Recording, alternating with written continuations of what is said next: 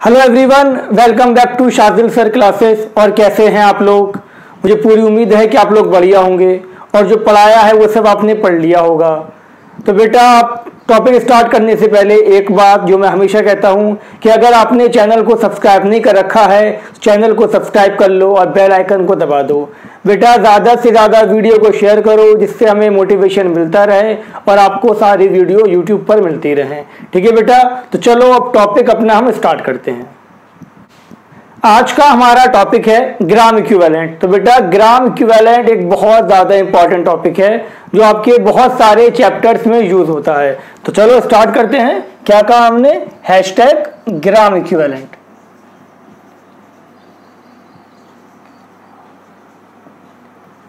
Gram equivalent. तो बेटा, gram equivalent को समझो आप कि ग्राम इक्विवेलेंट आखिरकार होता क्या है। तो हमने लास्ट लेक्चर में आपको इक्विवेलेंट वेट बताया था, उसी से रिलेटेड है ये ग्राम इक्विवेलेंट। तो बेटा समझो इधर, अगर आपसे कोई पूछे कि ग्राम इक्विवेलेंट क्या होता है तो gram equivalent is equal to given mass upon molar mass, given mass upon equivalent weight, given mass upon equivalent weight. अब बेटा ध्यान से देखो, गिवन मास क्या होता है? W, इक्विवेलेंट वेट हमने ये लिख दिया यहाँ पर। और आप जानते हो ये चीज कि इक्विवेलेंट वेट आपको मैंने बताया था क्या था? Molar mass by n factor. ये क्या था बेटा? Molar mass by n factor, ये बता रखा है आपको।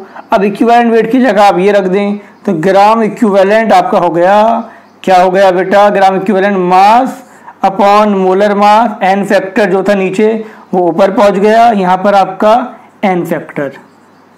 ठीक है बेटा, ये हो गया एन फैक्टर। अब मुझे ये बताओ बेटा कि मास अपॉन मोलर मास क्या होता है? मास अपॉन मोलर मास हुआ करता है मोल। तो gram equivalent is equal to mole into n factor. अगर आपने हमारी लास्ट वीडियो नहीं देखी है एन फैक्टर वाली तो वो जरूर देखें, उसके बिना तो ये चैप्टर ये आज का टॉपिक पॉसिबल ही नहीं है। ठीक है बेटा, यहाँ तक बात समझ में आ गई। तो ग्राम इक्विवेलेंट था क्या? जैसे मोल एक क्वांटिटी था ऐसी ग्राम इक्विवेलेंट एक क्वांटिटी है। और ग्राम इक्विवेलेंट है कि आपका मोल इनटू एन फैक्टर। जब भी ग्राम इक्विवेलेंट की बात आए तो आपको बस एक बात याद रखनी है, मोल इनटू एन फैक्टर। तो हमने क्या देखा? हमने ये देखा कि gram equivalent is equal to mole into n factor. बेटा मोल क्या होता है? मोल आपका होता है given mass upon molar mass into n factor कर दो। और क्या होता है मोल? मोल आपका होता है बेटा number of particle upon Avogadro number into n factor. और क्या होता है मोल? मोल होता है आपका given volume upon molar volume into n factor. तो ये सारे आपके ग्राम इक्विवेलेंट के फॉर्मूले हैं, लेकिन मुझे एक फॉर्मूला याद रखना था बस, क्या? मोल इनटू एन फैक्टर। और मोल के फॉर्मूले तो तुम्हें आते ही होंगे। समझ गए बेटा यहाँ तक बात? ग्राम इक्विवेलेंट समझ में आ गया होगा। क्या कहा मैंने? सिर्फ मोल इनटू एन फैक्टर। अब हम बात कर, लिखो इसको फटाफट, पहले छापो इसको, छाप लिया, बहुत अच्छी बात। अब हम बात करेंगे कि ग्राम इक्विवेलेंट के एप्लीकेशन क्या क्या हैं। अगर ग्राम इक्विवेलेंट आपके समझ में आ गया तो मजे आ जाएंगे आपको बेटा। तो देखो इधर ये, अब ग्राम इक्विवेलेंट की एप्लीकेशन क्या थे बेटा? हम बात करते हैं एप्लीकेशंस ऑफ ग्राम इक्विवेलेंट। तो बेटा जी ग्राम इक्विवेलेंट की एप्लीकेशन समझ लो अब ध्यान से। क्या क्या एप्लीकेशन थे? हम सबसे पहली बात करेंगे इसके अंदर। सबसे पहली बात हम क्या करेंगे? तो सबसे पहला एप्लीकेशन आपका आएगा इसके अंदर, क्या था? व्हेन एलिमेंट, पहले था ऐसे लिखो, element react together, elements react together, elements react together according to gram equivalent. ठीक है बेटा, दिख रहा है? हाँ दिख रहा है तुम्हें। ठीक है बेटा, क्या कहा मैंने? Element react together by gram equivalent. अब इसको समझो क्या था। जब भी दो एलिमेंट रिएक्ट करेंगे आपस में तो हमें हमेशा उनका ग्राम इक्विवेलेंट इक्वल रखना होगा। अभी कैसे होगा ये देखो, समझो कैसे होगा। क्वेश्चन लिखो, क्वेश्चन क्या था कि how how many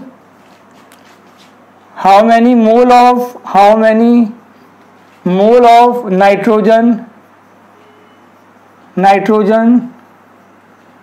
required to completely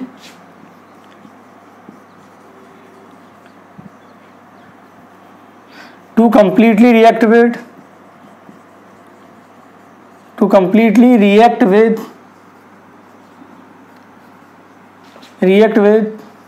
0.6 mole of H2 to give NH3 NH3। समझो बेटा ध्यान से, क्या कहा गया कि कितने नाइट्रोजन के मोल चाहिए, क्या कहा कितने नाइट्रोजन के मोल चाहिए 0.6 मोल हाइड्रोजन से रिएक्ट करने के लिए। अब सुनो बेटा, मैंने क्या कहा था आपसे, मैंने कहा जब भी दो एलिमेंट रिएक्ट करेंगे तो दोनों का ग्राम इक्विवेलेंट बराबर रख दो। ग्राम इक्विवेलेंट ऑफ नाइट्रोजन बराबर रख दो ग्राम इक्विवेलेंट ऑफ हाइड्रोजन। अब मोल पूछा जा रहा है, ग्राम इक्विवेलेंट क्या होता है, मोल इंटू एन फैक्टर। अब इसके मोल आपसे पूछे जा रहे हैं बेटा, एन फैक्टर कितना होता है इसका, एन फैक्टर 3 होता है। इसका मोल कितना गिवन है आपको 0.6, एन फैक्टर 1 होता है। तो मोल इज इक्वल टू आपका 0.6 डिवाइडेड बाई 3, कितना आंसर आ गया बेटा, ये आपका आ गया 0.2 मोल। ठीक है बेटा, इतनी बात समझ में आ गई आपके, जो मैंने कहा जब भी दो एलिमेंट रिएक्ट करेंगे कैसे करेंगे, according to their gram equivalent. Copy करो इसको। नेक्स्ट क्वेश्चन पे आते हैं हम इसके।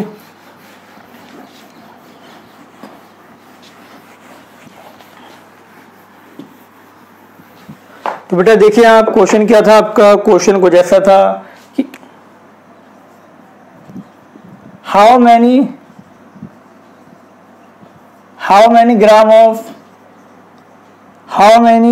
gram of oxygen required to completely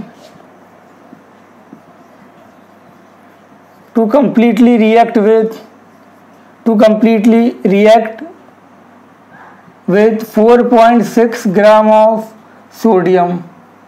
4.6 gram of sodium. Question आया समझ में, क्या कहा गया क्वेश्चन में ये कहा गया कि 4.6 ग्राम सोडियम से रिएक्ट करने के लिए कितने ग्राम हमें ऑक्सीजन चाहिए। दोनों एलिमेंट है ना बेटा, दोनों एलिमेंट। तो तुम्हें करना क्या है, तुम्हें करना है ग्राम इक्विवेलेंट ऑफ ऑक्सीजन बराबर रख दो ग्राम इक्विवेलेंट ऑफ सोडियम। ठीक है बेटा, ग्राम इक्विवेलेंट ऑफ ऑक्सीजन बराबर ग्राम इक्विवेलेंट ऑफ सोडियम। अब ऑक्सीजन का हम ग्राम इक्विवेलेंट क्या होता है बेटा, मोल इंटू एन फैक्टर। क्या यहाँ बात मोल की हो रही है, क्वेश्चन पढ़ो ध्यान से, बात मोल की नहीं हो रही, बात हो रही है मास की। तो मोल को कन्वर्ट कर लो मास के अंदर, mass upon molar mass into n factor, mass upon molar mass into n factor. Oxygen का मास पूछा जा रहा है, एक ऑक्सीजन का मोलर मास 16 होता है, एन फैक्टर 2। ठीक है बेटा, इसका मास कितना गिवन है तुम्हें 4.6, मोलर मास 23, एन फैक्टर 1 होता है। मैंने बताया था एलिमेंट का एन फैक्टर कितना होगा, एलिमेंट का एन फैक्टर उसके वैलेंसी के बराबर होगा। तो W is equal to 4.6 into कितना था 16/2 इंटू 23। काटा पीटी मचाओ इसके अंदर और आंसर तुम्हारा आ गया। ठीक है बेटा, अब एक बात और तुम सुन लो ध्यान से, हम लोग लाइव क्लासेस स्टार्ट करने वाले हैं, तो जो भी इंटरेस्टेड स्टूडेंट हो वो हमें कॉल करें और बताएं और इसको आप ज्वाइन करें। और इसकी फ़ीस भी बहुत कम होगी, सारा कोर्स आपको, सारे डाउट्स आपकी क्लास में ही क्लियर हो जाएंगे। और दूसरी बात, जो पढ़ाया जाएगा, जो लेक्चर के दौरान पढ़ाया जाएगा वो रिकॉर्ड होके आपकी ID पे आ जाएगा। ठीक है, तो वो पूरा आपका रिकॉर्ड भी रहेगा, जब चाहो पूरे साल उसको तुम देख सकते हो। ठीक है बेटा, हम 9th का, 10th का, 11th का, 12th का और ड्रॉपर्स बैच स्टार्ट करने वाले हैं। ठीक है बेटा, तो इस खबर को आग की तरह फैला दो। ठीक है बेटा, इसको लिख लो फटाफट। अब ये बात आगे समझ में कोई डाउट तो नहीं किसी को, चलो नहीं तो बहुत अच्छी बात, रब कर देते हैं ये। तो मुझे पूरी उम्मीद है तुम्हें ये पहली एप्लीकेशन समझ में आ गई होगी। पहली एप्लीकेशन क्या थी बेटा? फर्स्ट एप्लीकेशन आपकी ये थी कि जब भी आपका एलिमेंट रिएक्ट करेगा तो वो अकॉर्डिंग टू ग्राम इक्विवेलेंट करेगा, दोनों के ग्राम इक्विवेलेंट को बराबर रख दो, तुम्हें करना सिर्फ इतना था। ठीक है बेटा, अगली कहानी पे आते हैं। सेकंड एप्लीकेशन इसकी थी, वो क्या थी? वो थी आपकी acid base neutralisation. Acid base neutralisation, ठीक है बेटा, एसिड बेस न्यूट्रलाइजेशन। अब सुन लो मेरी बात ध्यान से, जब भी एसिड बेस को कंप्लीटली न्यूट्रलाइज करेगा तो वो कैसे करेगा? वो कैसे करेगा जल्दी बताओ? वो भी करेगा अकॉर्डिंग टू ग्राम इक्विवेलेंट। अब कैसे होगा ये? तो ये तो तुम्हारे क्वेश्चन से ही समझ में आने वाला है। तो क्वेश्चन लिख लो। क्वेश्चन क्या था बेटा? How many mole of H3PO4, how many mole of H3PO4 required? How many mole of H3PO4 required to completely neutralize, to completely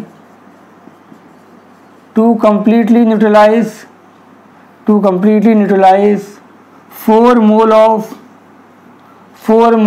CaOH whole twice, 4 mole of CaOH whole twice। आ गई बात समझ में? क्या समझ में आया? जल्दी बताओ। पूछा ये गया how many mole of H3PO4 required, कितने मुझे H3PO4 के मोल चाहिए to completely neutralise 4 mole of CaOH whole twice. तो क्या करना है बेटा? करना सिर्फ इतना सा है कि gram equivalent of acid H3PO4 बराबर रख दो gram equivalent of base CaOH whole twice. अब ग्राम इक्विवेलेंट की बात किस में हो रही है? मोल्स में हो रही है दोनों की। तो यहाँ कर दो मोल इंटू एन फैक्टर। इसका मोल तुमसे पूछा जा रहा है बेटा, एन फैक्टर 3 होता है, कल बताया था। इसके 4 मोल हैं, एन फैक्टर 2 होता है। तो आंसर कितना आ गया बेटा? ये आ गया 8/3 मोल। तो याद रखो इसके 4 मोल को न्यूट्रलाइज करने के लिए मुझे कितना चाहिए था बेटा? मुझे चाहिए था 8/3 मोल ऑफ H3PO4। कोई प्रॉब्लम, कोई दिक्कत, कोई डाउट नहीं ना? शाबाश, कॉपी करो इसको, रब कर देंगे, कर ही दे रहे हैं, तुम्हारी सुनता कौन है वैसे भी। ठीक है बेटा, अब देखो ध्यान से, इसी पे एक और क्वेश्चन देखो तुम। क्वेश्चन क्या था? क्वेश्चन कुछ ऐसा था, how many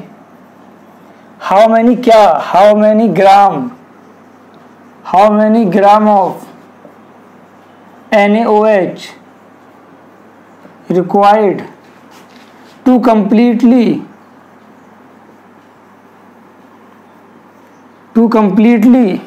neutralize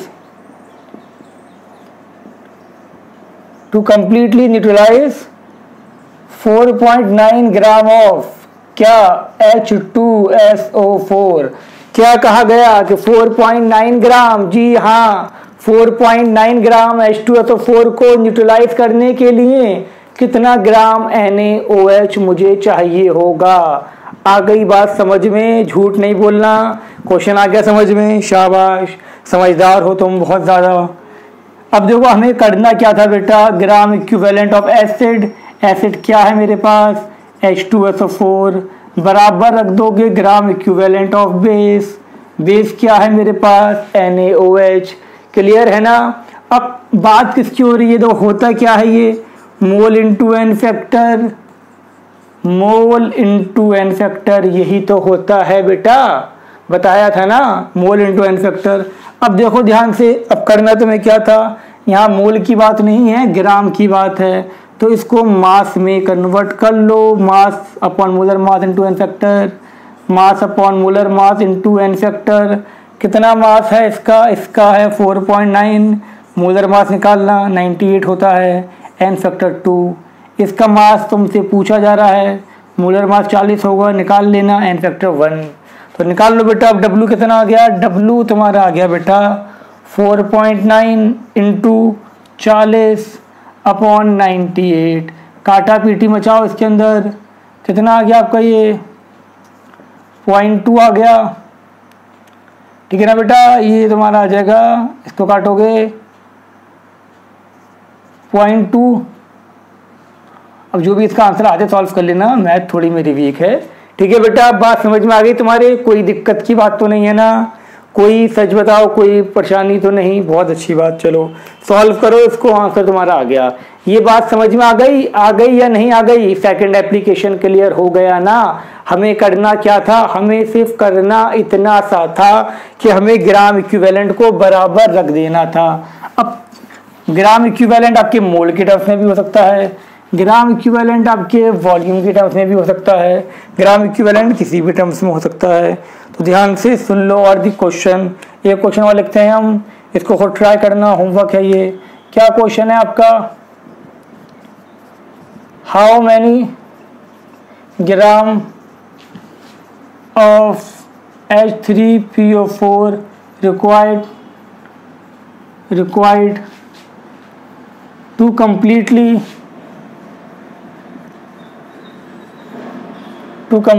neutralize 40 gram of CaOH whole twice. ठीक है बेटा, अब दोनों की बात ग्राम में हो रही है तो काटा पीटी मचा के आंसर ले आना। करना सिर्फ तुम्हें इतना था, क्या करना था तुम्हें? दोनों का ग्राम इक्विवेलेंट ही तो बराबर रखना था। दोनों का ग्राम इक्विवेलेंट बराबर रख दो, और जब ग्राम इक्विवेलेंट बराबर रख दोगे तो आंसर तो आ ही जाएगा। ठीक है बेटा, लिख लो, कॉपी कर लो इस क्वेश्चन को, खुद सॉल्व करना। अब रब करते हैं हम, और अब हम आते हैं अपनी थर्ड एप्लीकेशन पे। थर्ड एप्लीकेशन क्या है वो भी तुम ध्यान से समझ लो। अब जब थर्ड है आपका फॉर रिडॉक्स रिएक्शन, ठीक है। रिडॉक्स रिएक्शन में हम इसको अप्लाई कर सकते हैं। कैसे करेंगे? रिडॉक्स रिएक्शन में क्या करना है हमेशा मुझे कि ग्राम इक्विवेलेंट ऑफ ऑक्सीडेशन बराबर होगा ग्राम इक्विवेलेंट ऑफ रिडक्शन। बस खत्म कहानी जी, बिल्कुल कहानी खत्म। इतना सही था कि ग्राम इक्विवेलेंट में क्या होगा, रिडॉक्स रिएक्शन में ग्राम इक्विवेलेंट ऑफ ऑक्सीडेशन बराबर होगा ग्राम इक्विवेलेंट ऑफ रिडक्शन के। अब क्वेश्चन को तुम समझो, इसमें क्या बनेगा। पहला क्वेश्चन है आपका कि how many mole of K2Cr2O7 required to oxidize 2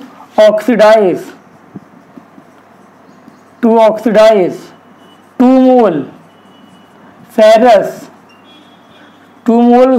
salt into ferric salt, 2 mole ferrous salt into ferric salt in acidic medium, H+ लिख दिया, मतलब एसिडिक मीडियम। आया समझ में? आया या नहीं आया ये बताओ पहले तुम। आ गया ना? तो अब ध्यान से सुनो, क्या कहा मैंने कि how many mole of K2Cr2O7 required to oxidise 2 mole of ferrous salt into ferric salt in acidic medium. अब पहले मैं इसकी रिएक्शन लिखता हूँ, लेकिन तुम्हें रिएक्शन लिखने की भी जरूरत नहीं पड़ेगी, तुम्हें इतना सिंपल तरीका जो बता दिया गया है। देखो, जब भी K2Cr2O7 की बात होगी तो मैंने क्या कहा था, तुम्हें यहाँ लिखना है Cr2O7 2- हमेशा, और क्या था फेरस सॉल्ट Fe2+।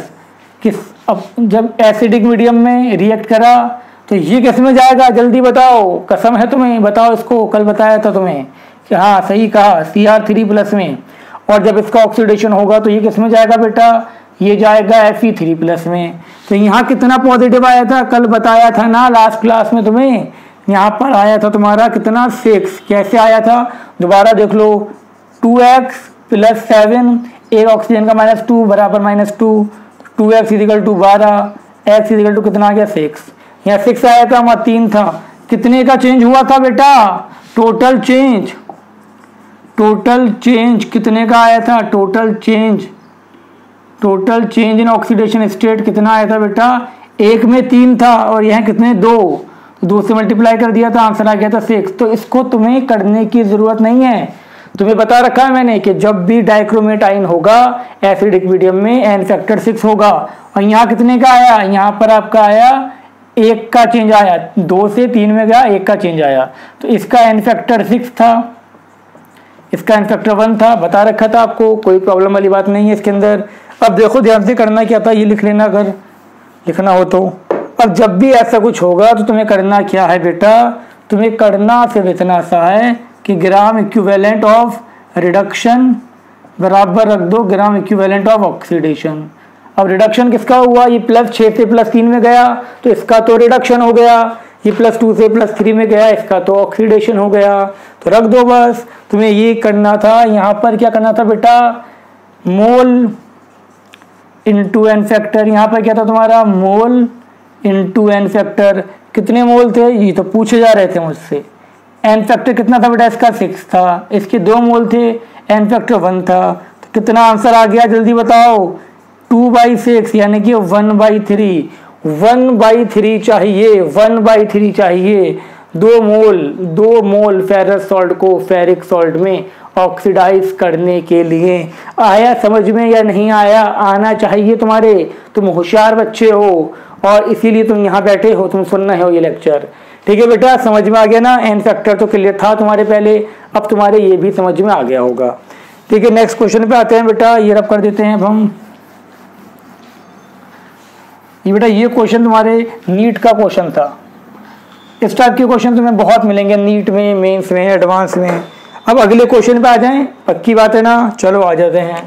क्वेश्चन कुछ इस प्रकार से है कि how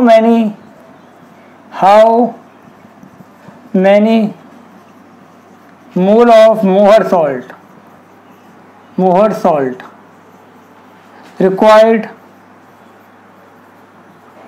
required how many moles of mohr salt required to decolorize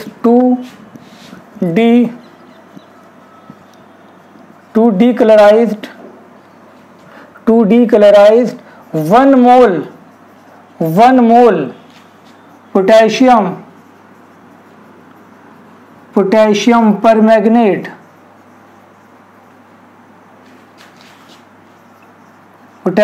permanganate in acidic medium,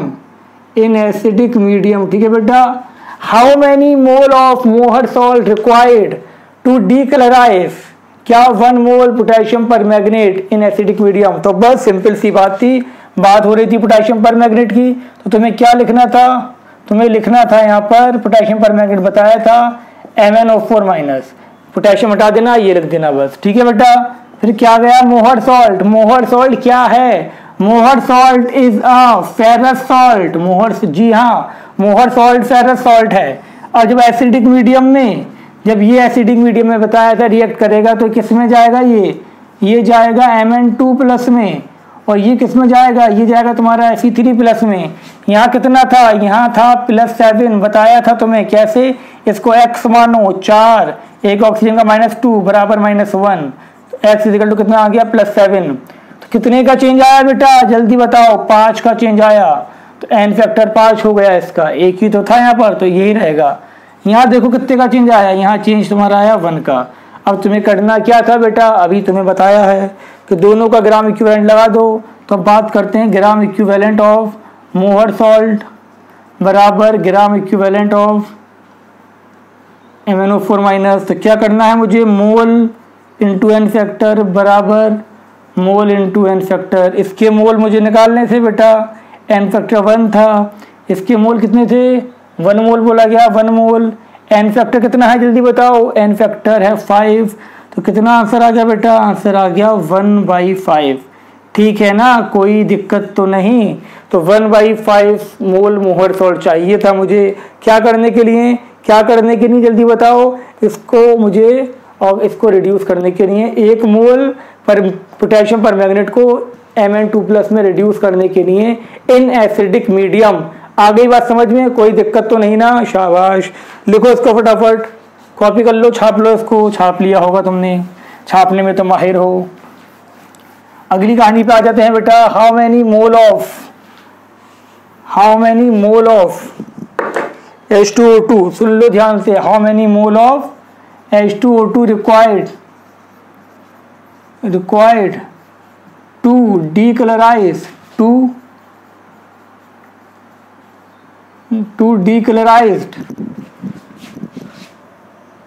5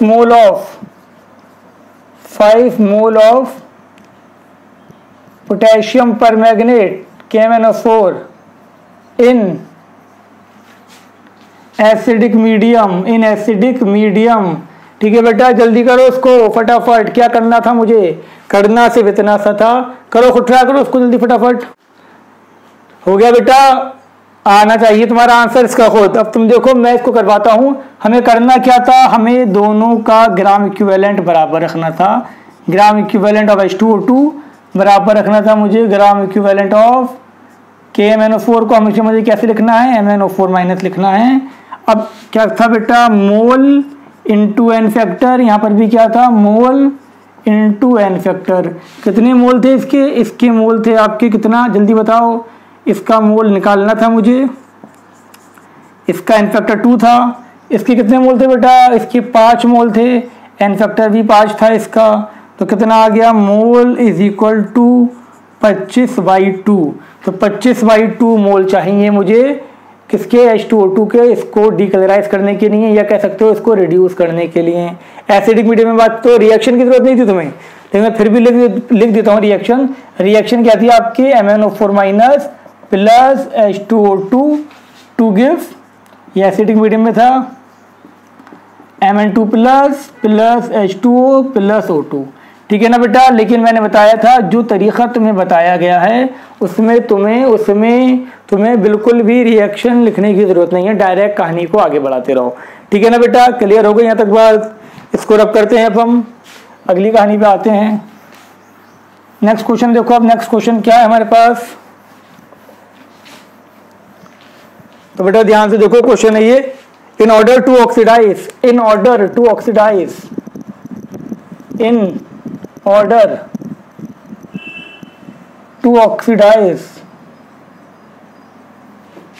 one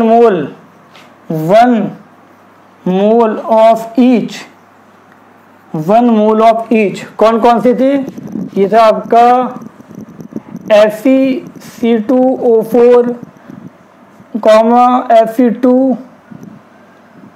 Fe2C2O4 whole thrice, FeSO4, Fe2SO4 whole thrice. How many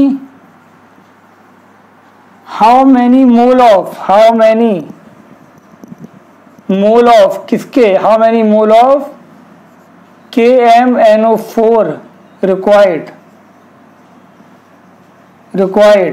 in acidic medium। ठीक है बेटा जी, ये कब का क्वेश्चन है? ये क्वेश्चन है तुम्हारा जेईई मेंस 2019 का। सॉल्व करो इसको। क्या बोला गया? तुमसे बोला गया कि कितने मोल चाहिए होंगे तुम्हें KMnO4 के एसिडिक मीडियम में। 1 मोल इसको ऑक्सीडाइज करने के लिए। ऑप्शन भी तुम्हें गिवन है, टेंशन ना लो। ऑप्शन लिख दे रहे हैं तुम्हारे। ऑप्शन है 2, 1, फिर है आपका 3, डी है आपका 1.5। ठीक है बेटा? इसको तुम बहुत सिंपल, बहुत शॉर्ट में कर सकते हो, एक लाइन में। लेकिन तुम्हें उसके लिए पहले थोड़ा सा इसको हम समझ लें कि लेंथी कैसे करना है, मतलब कॉन्सेप्ट समझ लो, फिर इसको एक लाइन में बता देंगे। तो पहले देखो, पहले इसको इससे करवाओ। अब जब ये इससे करेगा बेटा, यहाँ कौन सी आई थी मेरे पास? एक ही करके हम बात कर रहे हैं, फिर सबको एक साथ बताएंगे कैसे कर सकते थे हम। MnO4 माइनस था यहाँ पर, और यहाँ क्या था मेरे पास? Fe2 प्लस था, और क्या था? C2O4 2 minus. बताया था ना, इसमें क्या होगा आपका? इसके अंदर आपका Fe2 प्लस होगा और C2O4 2 माइनस होगा, तभी तो ये बनेगा। अब जब इनकी रिडॉक्स रिएक्शन होगी एसिडिक मीडियम में, तो तुम जानते हो ये किस में जाएगा? ये जाएगा Mn2 प्लस में। ये किस में जाएगा बेटा? ये जाएगा Fe3 प्लस में। और ये किस में जाएगा? बता रखा है मैंने, CO2 में। ठीक है ना? बताया था ना यहाँ पर तुम्हें कि जब भी इसका ऑक्सीडेशन होगा 3 प्लस, इसका ऑक्सीडेशन होगा तो इसमें CO2 में। अब इस पे जब तुम निकालोगे तो मैं बता रखा है 2x प्लस 4, एक ऑक्सीजन का -2 बराबर -2, x इक्वल टू कितना आ गया? +3। तो यहाँ कितना आया? +3। और यहाँ तुम्हें बता रखा है x, ये 2 था, एक ऑक्सीजन का -2 बराबर 0, x = 4। ये सब मैंने लास्ट लेक्चर में बता रखा है, जिसने नहीं देखा तो पहले वो देखो फिर ये देखो, समझ गए। तो कितना आ गया तुम्हारा 4 आ गया यहाँ पर। तो बेटा देखो इसमें कितने का चेंज हुआ, इसमें जो तुम्हारा चेंज हुआ बेटा कितने का चेंज हुआ इसमें तुम्हारा चेंज हुआ कितने का, एक में 1 का चेंज हुआ है, कितने 2, तो 2 का। तो यहाँ पर एन फैक्टर कितना हो गया 2। इसमें कितने का चेंज हुआ था बेटा, इसका एन फैक्टर हो गया 1।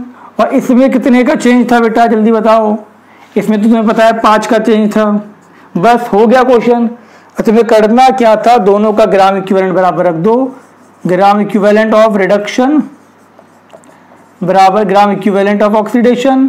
तो बेटा यहाँ पर जानते देखो इसके मोल पूछे जा रहे थे, मोल इंटू एन फैक्टर, इसके मोल। अब देखो इसके कितना था, 1 मोल इसका था, 1 इसका एन फैक्टर 1 था, प्लस 1 मोल इसका था, 1 मोल इसका था ना, और इसका एन फैक्टर कितना था 2 था। तो ये कितना हो गया, मोल = इसका एन फैक्टर कितना था बेटा 5, तो ये तुम्हारा हो जाएगा 3/5।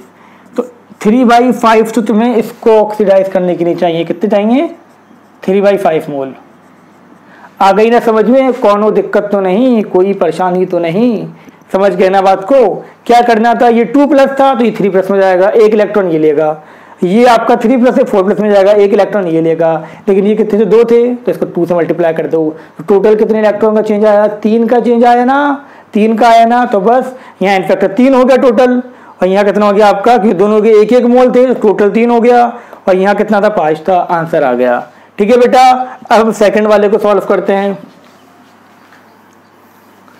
अब सेकंड देखो ध्यान से, सेकंड की कहानी, सेकंड में भी तो सेम था, सेकंड में सेम था नहीं था। देखो सेकंड में देखो ये क्या होगा, सेकंड में आप देखें यहाँ पर आपके पास क्या था, यहाँ पर था MnO4- प्लस Fe3+। ये कंपाउंड कैसे बना होगा, जब Fe पे 3+ होगा तभी तो बना होगा। और यहाँ पर क्या था आपका C2O4 ये कितने थे, लेकिन ये 3 थे, ये 3 थे ना। अब ये एसिडिक मीडियम में मैं बात करूंगा, देखो ये 3 दिख रहे हैं तुम्हें, यहाँ से अपनी आंखों का इस्तेमाल करो, 3 थे।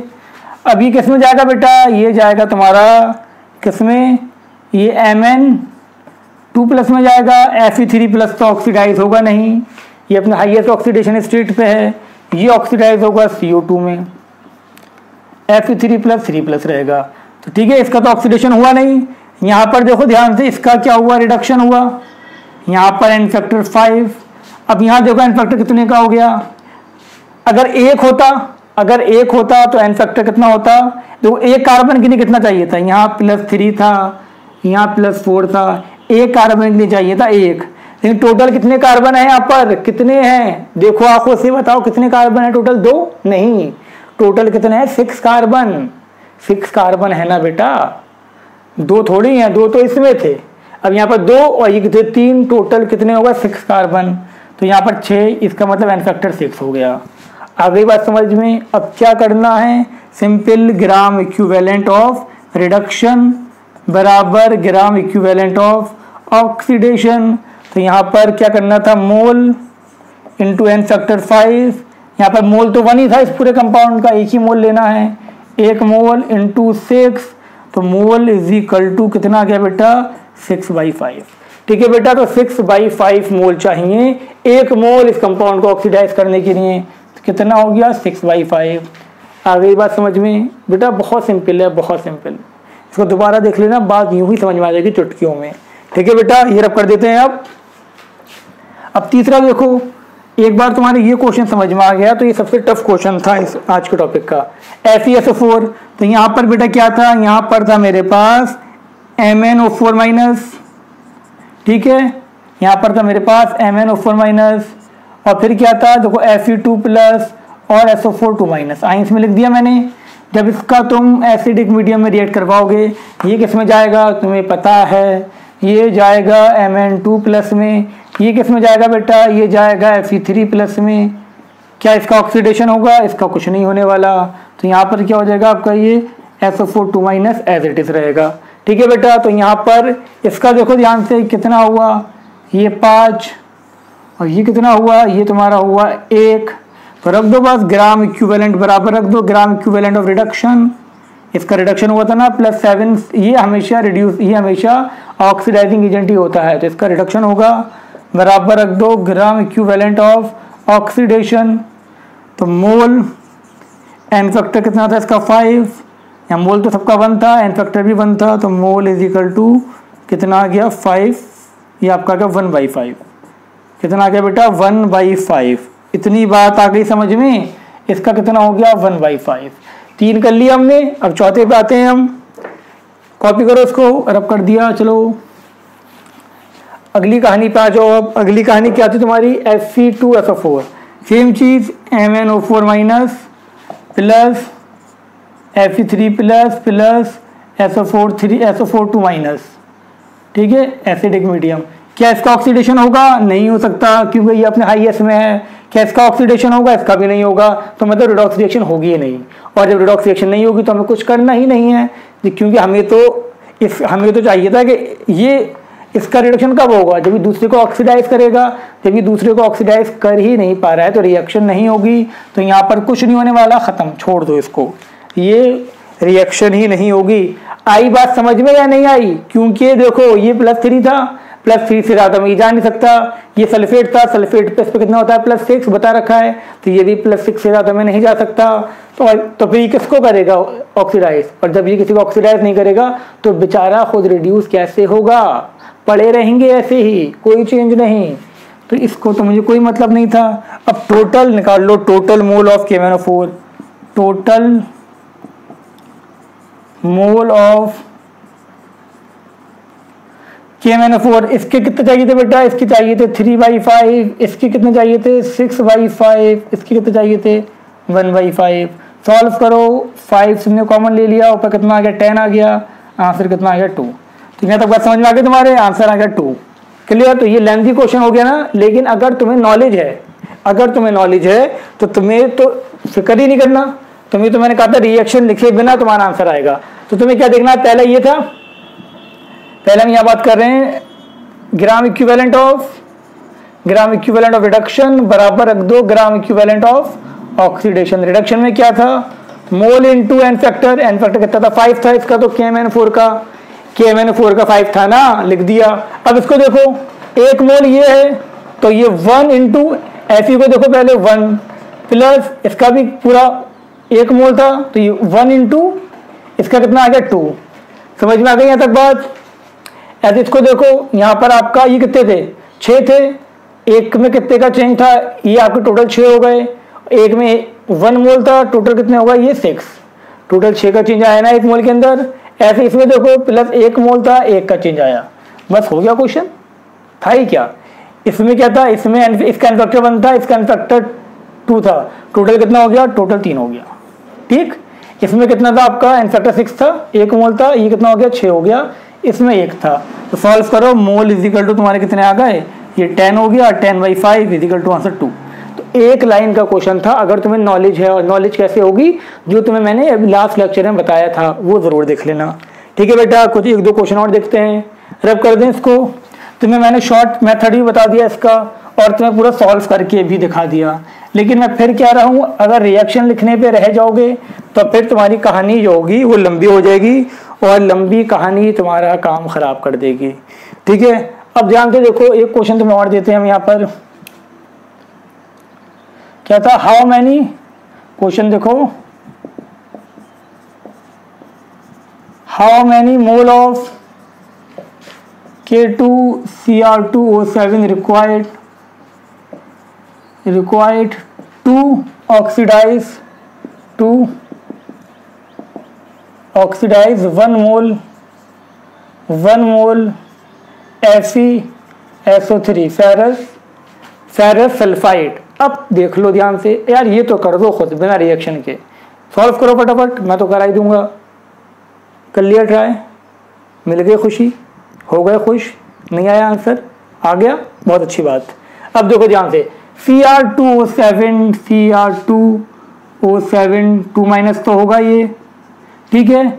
इसमें क्या होगा आपका Fe2 प्लस, इसमें क्या होगा SO3 2 माइनस, ठीक है ना बेटा। अब इसका तुम एसिडिक मीडियम में डालोगे तो ये किस में जाएगा, ये जाएगा Cr3 प्लस में, ये किस में जाएगा, ये जाएगा Fe3 प्लस में, ये किस में जाएगा SO4 माइनस में, और यहाँ पर कितना प्लस आएगा देखो ये x प्लस 3 एक ऑक्सीजन का -2 बराबर -2 x equal two plus 6 x equal two plus 4, ठीक है। और यहाँ कितना आएगा देखो ये सल्फर का x प्लस 4 -2 बराबर -2 x इक्वल टू कितना आ गया बेटा, x इक्वल टू आ गया प्लस 6। मैं ये जल्दी जल्दी इसलिए कर रहा हूँ क्योंकि पूरा बता रखा है मैंने लास्ट क्लास में ये। अब देख लो टोटल ऑक्सीडेशन और रिडक्शन, यहाँ कितने का चेंज आया, ये क्या था, ये था आपका रिडक्शन, तो यहाँ पर एक यहाँ प्लस 6 आता है, ठीक है ना बेटा। तो कितने का चेंज आया, 2 थे तो 6 का चेंज आएगा, बता रखा है मैंने, तो तुम्हें रिएक्शन लिखने की जरूरत नहीं थी। अब टोटल ऑक्सीडेशन देखो, इसमें कितने का चेंज आया, इसमें 1 का चेंज आया, इसमें कितने का चेंज आया, इसमें 2 का चेंज आया, तो कितना हो गया, 3 हो गया। तो देखो ग्राम इक्विवेलेंट ऑफ रिडक्शन बराबर gram equivalent of oxidation, mole into n factor कितना था, एन फैक्टर था 6, 1 मोल था, टोटल कितना चेंज हुआ, 1 और 2 3, ठीक है ना बेटा, 3 का चेंज हुआ। तो ये तुम्हारा हो गया मोल इज इक्वल टू 3/6 मतलब 1/2, ठीक है ना बेटा। कोई प्रॉब्लम तो नहीं तुम्हें इसके अंदर नहीं होनी चाहिए, ठीक है। लिख लो फटाफट, ये लिख लिया, जल्दी कॉपी कर लो बेटा, ये कॉपी कर लिया होगा तुमने, ठीक है। रब कर दिया अब ये, चलो रब कर दिया। नेक्स्ट क्वेश्चन, आज का लास्ट क्वेश्चन, इसको तुम सुन लो ध्यान से, बिल्कुल सिंपल सा क्वेश्चन है ये तो, ये मेंस का 2019 का क्वेश्चन है, उससे टफ क्वेश्चन तुम्हें करवा दिए गए हैं। In the reaction of oxalate with potassium permanganate, question in the reaction of oxalate with potassium permanganate in acidic medium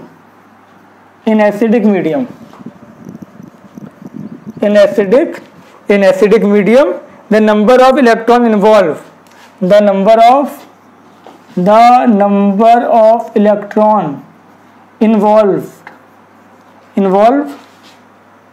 in producing 1 mole CO2, in producing 1 mole CO2, 1 mole CO2 को produce करने के लिए कितने electron चाहिए। और तुम ध्यान से देख लो, तुम जानते हो कि यहाँ पर क्या था, ये आपका MnO4 माइनस था, और यहाँ पर आपका oxalate C2O4 2 minus, acidic medium में था ये, तो यहाँ पर क्या बनेगा आपका Mn2 प्लस बनेगा, CO2 बनेगा। तो इधर देखो ध्यान से, कितना था इसका इंस्पेक्टर, यहाँ पर कितना आता है, यहाँ +3 आता है, यहाँ +4 आता है, तो कितने का चेंज हुआ, 1 का। और 1 मोल पूछ रहा है, 1 मोल CO2, 1 मोल ऑक्सीलेट की बात नहीं हो रही है। अगर 1 मोल ऑक्सीलेट की बात होती तो 2 CO2 बनते, तो 2 इलेक्ट्रॉन का चेंज आता या नहीं आता, खुद सोचो बेटा। यहाँ 3 से 4 में गया तो कितना इलेक्ट्रॉन इसने गेन किया होगा, 1। अब अगर इसके 1 मोल की बात होती तो यहाँ पर तो 2 कार्बन है तो 2 का आता, लेकिन हमने 1 मोल ऑक्सीलेट की बात नहीं हो रही है, बात हो रही है किसकी, the number of oxygen involve, number of electron involve in producing 1 mole CO2। तो 1 मोल CO2 बनाना है सिर्फ ये, तो मतलब एक ही को मुझे ऑक्सीडाइज करना पड़ेगा। तो कितना आ गया इसका आंसर, इसका आंसर आ गया आपका कितना, 1, ठीक है, आंसर आ गया 1। समझ में आ गया बेटा। तो मुझे पूरी उम्मीद है कि तुम्हें आज का ये टॉपिक समझ में आ गया होगा। बहुत इंपॉर्टेंट टॉपिक था, इसको बार बार देखो, बार बार देखो, बार बार देखो, 1000 बार देखो, ठीक है बेटा। तुम्हारे जब तक बिल्कुल ऐसे ना आ जाए, ऐसे बिना रिएक्शन लिखे आंसर आना स्टार्ट ना हो जाए, तब तक इसको देखते रहो। और वीडियो को शेयर करो बेटा ज़्यादा से ज़्यादा, ठीक है। और वो लोग जिन्होंने चैनल सब्सक्राइब नहीं कर रखा और वीडियो देखते हैं, तो बेटा सब्सक्राइब कर लोगे तो क्या बिगड़ जाएगा तुम्हारा सब्सक्रिप्शन के, कौन से तुमसे पैसे मांग रहे हैं हम, समझ रहे हो, तुम्हारा ही फ़ायदा है। तुम्हें सारा कोशिश करेंगे कि 11-12 के तुम्हें यूट्यूब पे ही दे दिया जाए, लेकिन कब होगा ये पॉसिबल, जब तुम लोग अपना सपोर्ट दिखाओगे। तो इसको, ये हर एक बंदे की जिम्मेदारी है जो देख रहा है ये वीडियो, इसको इतना शेयर करो वीडियोस को कि लोग देखें इसको ज़्यादा से ज़्यादा, जिससे मैं मोटिवेट हूँ और मैं आपको ज़्यादा से ज़्यादा कंटेंट प्रोवाइड कर सकूँ, ठीक है बेटा। तब तक के लिए टाटा बाय बाय, अल्लाह हाफिज़। फिर मिलते हैं आपसे बहुत जल्द नेक्स्ट क्लास में, ठीक है। अब जाओ, तुम लोग गए नहीं, जाओ सीधे।